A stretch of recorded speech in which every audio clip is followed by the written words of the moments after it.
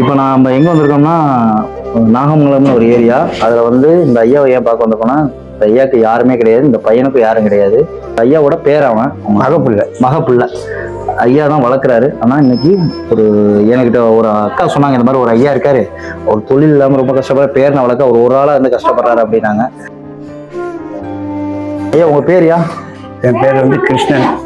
கூப்பிடுறது படையப்பான்னு கூப்பிடுவாங்க. என் பேர் கிருஷ்ணன் படையப்பான்னு. சரி, இது யாரையா? மகப்புள்ள.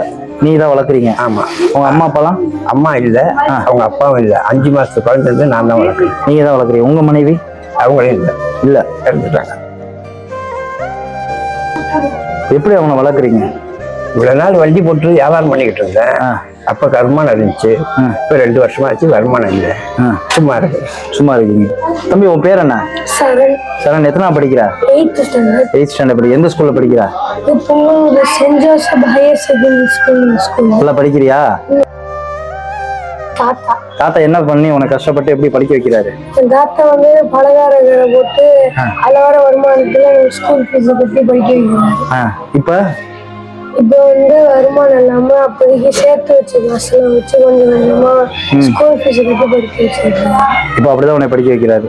என்னைக்கு இருந்தாலும் இதை என்ன செய்யக்கூடாது, மறக்கக்கூடாது. ஏன்னா கஷ்டப்பட்ட நிலைமையிலையும் அவர் எப்படி வேணாலும் இருந்துட்டு போயிருக்கலாம். ஒரு அப்பாக்கு அப்பாவா, உனக்கு அம்மாக்கு அம்மாவா, எல்லாத்துக்கும் எல்லாமா இப்ப இவர் உனக்கு யார்? கடவுளுக்கு சமம். என்னைக்குமே மறந்துடாம இன்னொரு 4 வருஷம் கஷ்டப்பட்டு படிச்சு காலேஜ் முடிச்சேன்னா நீ அவரை உட்கார வச்சு சாப்பாடு போடணும். செய்வி அண்ணனுக்காக? ஐயாவுக்கு ஒரு தொழில் வச்சு தரணும். ஐயாவுக்கு ஒரு ஊதுபத்தி வியாபாரம் பண்ணுவாருன்னு சொன்னாங்க. வண்டி இருக்குன்னாங்க. சரி, இன்னைக்கு அவர் நல்லா பண்ணுவேங்கிறார், பார்ப்பேங்கிறார், அனுபவம் இருக்குங்கிறார். முதல்ல இதை செஞ்சு கொடுத்துருவோங்கிறக்காக தான் நான் வந்திருக்கேன். உங்க ஏழையை வாங்கி கொடுத்துருவோமா இன்னைக்கு? செஞ்சிருவோமா? அதே மாதிரி நீங்க நல்லா பண்ணுங்க. இதை வச்சு அடுத்து இந்த பலகார கடையை ஓபன் பண்றதுக்கு என்ன முயற்சியோ அந்த முயற்சியை பண்ணிடுவோம். சொல்ல முடியாத வெளியில சொல்ல முடியாத அளவுக்கு கஷ்டங்கள் இருக்கு. ஒரு ஆளா இருந்து எப்படி இவ்வளோத்தையும் மேனேஜ்? எனக்கு எங்க வீட்டுக்காரங்க போனவங்க கையை ஒடிச்சு போன மாதிரி ஆயிப்போச்சு. எப்பயும் எங்க இல்லை, உங்க கூட தான் இருக்காங்க. அவங்களோட தைரியம் தான் இன்னைக்கு இந்த பேரனை வளர்க்க வைக்குது உங்களை. இன்னைக்கு நான் தேடி வந்திருக்கேன்னா யாரோட செயலா இருக்கலாம், உங்க மனைவியோட செயலா கூட இருக்கலாம். நீங்க எதுக்கும் கவலைப்படாதீங்க. முதல்ல இப்ப நீங்க கண்டிப்பா பத்தி வியாபாரம் பண்ணிட முடியுமா உங்களால? எப்படி விற்பீங்க நீங்க? நாங்க ஏற்கனவே லைன்ல அவங்க கூட போய் பழக்கம் வச்சு. அப்ப நான் சொந்தமா அதை எடுத்துறேன், இன்னைக்கு உங்களுக்கு ஃபுல்லா எடுத்துறேன். பண்ணிடுறீங்களா நீங்க? பண்ணா அதை வச்சு இப்போதைக்கு இது பண்ணிடலாமா? வண்டி உங்கள்கிட்ட இருக்கு. சரி, நான் அதுக்கு எல்லாம் உதவி பண்றேன். நீங்க இதுல பண்ணிட்டு என்ன செய்றீங்கன்னா, இப்போதைக்கு இது முதல்ல இது பண்ணுங்க. நீங்க சொன்ன மாதிரி இந்த பலகார கடைக்கு என்னென்னோ சொல்றீங்கல்ல, அது எல்லாத்தையும் ஏற்பாடு பண்ணுங்க. அது போட்டாலும் பண்ண முடியுமா? ஆனா யார் உதவி இல்லை, எப்படி பண்ண? நான் முதல்ல நான் ஒத்தையா தான் இருந்தேன். நான் வீட்டுல தயார் பண்ணி தனியா தான் செஞ்சுருக்கேன்.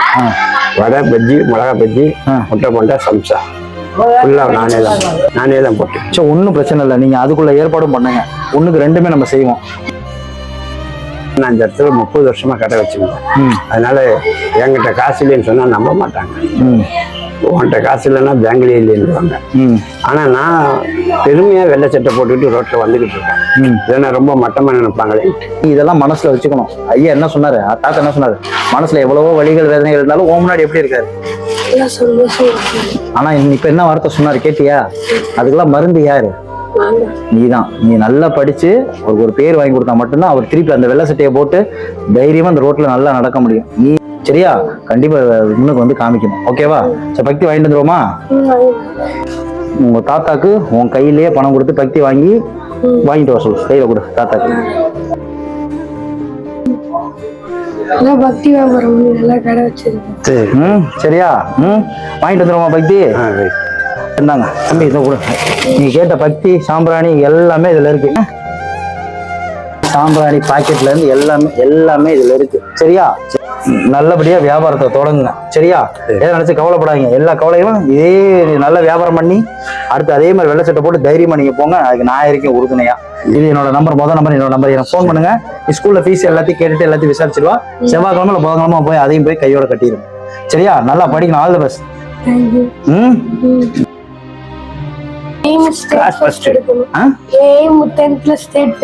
கங்க்ராச்சுலேஷன்ஸ், வாழ்த்துக்கள், ஆல் தி பெஸ்ட். சரியா? கண்டிப்பா யூ வில் டு. ஓகே, கண்டிப்பா நீ செய்யணும். ஓகேவா? இப்பவே கிளாஸ் ஃபர்ஸ்ட் தான். கிளாஸ் ஃபர்ஸ்டா நீ? ஃபர்ஸ்ட் மார்க்கா நீ? சூப்பர்ரா, வெரி குட். நல்லா படி, ஸ்டேட் ஃபர்ஸ்ட் எய்ம் பண்ணு. நீ சொன்ன மாதிரி எய்ம் பண்ணு. நீ ஸ்டேட் ஃபர்ஸ்ட் வாங்கிட்டேன்னா நீ என்ன கேட்டாலும் நான் செய்யறேன். அண்ணன் இப்பயே உனக்கு முன்னாடியே சொல்லிட்டேன், என்ன கேட்டாலுமே நோன்னு சொல்ல மாட்டேன், கண்டிப்பா செஞ்சு தரேன். நீங்க வந்து உதவி ரொம்ப நன்றி. எங்க தாத்தா பாக்க யாருமே இல்லை, நீங்க உதவி பண்ணி நல்லா பேசுறியாடா, நல்லா உங்க தாத்தா பக்கம் இனிமே நான் இருக்கேன் சரியா? இதே மாதிரி இப்ப ஃபர்ஸ்ட் மார்க்னு சொன்ன பாரு, இதே மாதிரி நல்லா படிக்கணும். ஃபீஸ் எவ்வளவு கேட்டு சொல்ல, அண்ணன் வந்து அடுத்த வாரத்தில் பே பண்ணிடுறேன் சரியா? ஓகேவா? எல்லாத்தையும் கேட்டு எனக்கு ஃபோன் பண்ண. ஃபர்ஸ்ட் மார்க் இடத்துல சாப்பிடு, என்ன வேணுமோ சாப்பிடு.